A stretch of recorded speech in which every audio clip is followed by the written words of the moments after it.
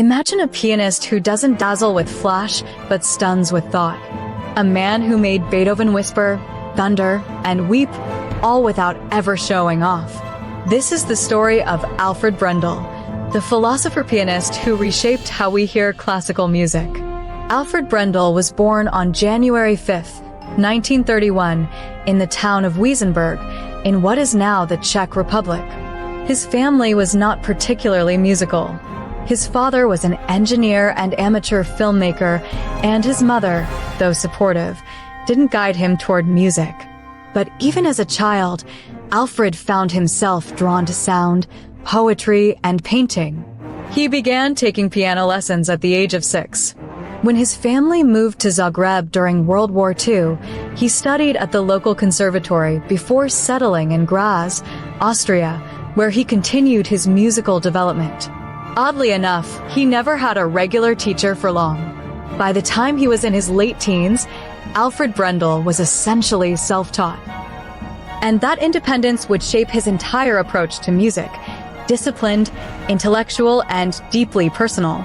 At age 17, he gave his first public recital in Graz, performing works by Bach, Brahms, and Liszt. That same year, he composed a few pieces, wrote poetry, and even experimented with painting. But piano was calling him louder than anything else. In 1949, he entered the Ferruccio Busoni International Piano Competition in Bolzano, Italy, and won 4th prize. It wasn't a major headline, but it got him noticed by a handful of influential figures in the European classical world. Through the 1950s, Brendel performed across Europe and made several recordings with the Vox label.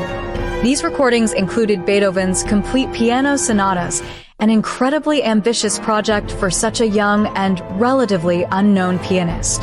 Critics didn't always embrace him immediately. He didn't have the flash of Horowitz, the poetry of Rubinstein, or the fire of Richter.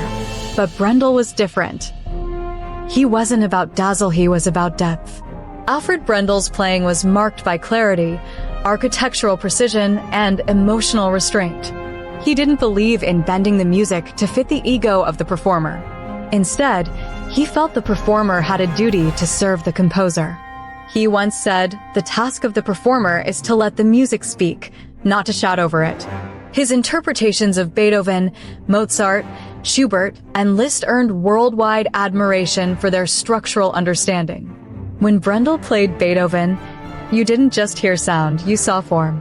You felt the composer's thought process laid out with crystal clarity. His approach to music wasn't about technical display. It was about meaning. He wasn't afraid to leave space in the music, to hold back, to avoid excess emotion in favor of genuine expression. By the 1970s, Alfred Brendel was a household name among serious music lovers. His move to the Philips label marked a turning point. His recordings of Beethoven's concertos with Sir Simon Rattle and the Vienna Philharmonic became modern reference points. He was the first pianist in history to record Beethoven's entire solo piano works not once, but twice. His Mozart sonatas and concertos were admired for their elegance and wit. His Schubert was introspective and poetic. His Liszt was restrained but powerful, far from the stormy showpieces others made of the music. In 1983, Brendel performed the complete cycle of Beethoven sonatas in 11 U.S. cities, a feat few have attempted.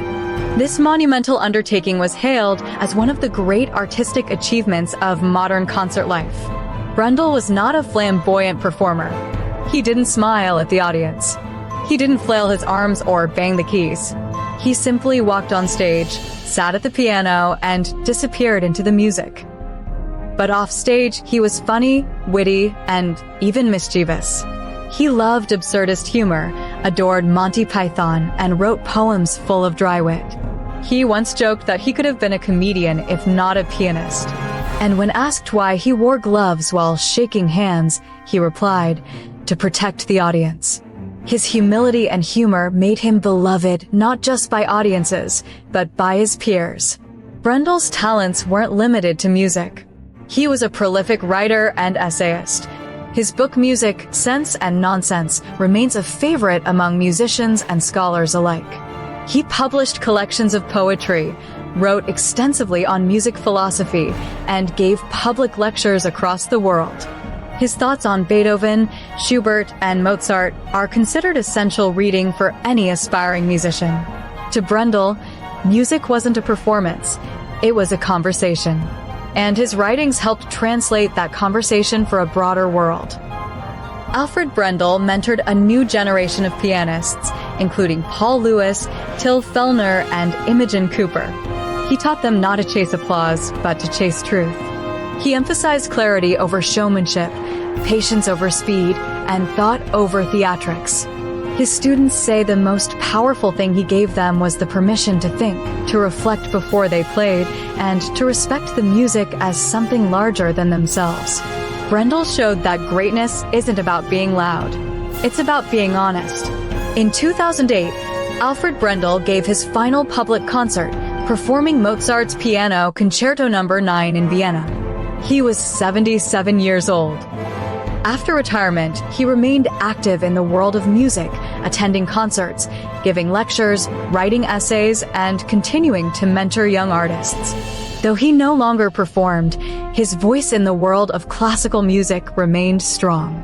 He lived quietly in Hampstead, London, with his second wife, Irene. Even into his 90s, Brendel was reading, writing, and reflecting. On June 17, 2025, Alfred Brendel passed away peacefully at the age of 94. The world mourned the loss of one of its greatest musical minds. Tributes poured in from every corner of the classical world. Critics called him the conscience of the piano, the Beethoven whisperer, and the thinker who made music speak. But more than that, he was remembered as a kind man, a quiet genius, a poet of sound. His recordings continue to guide pianists. His writings continue to provoke thought. His life continues to inspire. In an age of instant gratification, Alfred Brendel taught us the power of patience. In a culture of viral virtuosity, he showed us the beauty of restraint. In a world where louder often means better, he proved that silence can be the most powerful sound of all. Alfred Brendel may no longer walk the stage, but his spirit is there in every thoughtful pause, every graceful phrase, every pianist who dares to listen first and play second. If you've never heard Brendel's Beethoven, start today. Not to be impressed, but to be moved. Because when Alfred Brendel sat down to play, the music, at last, was truly free.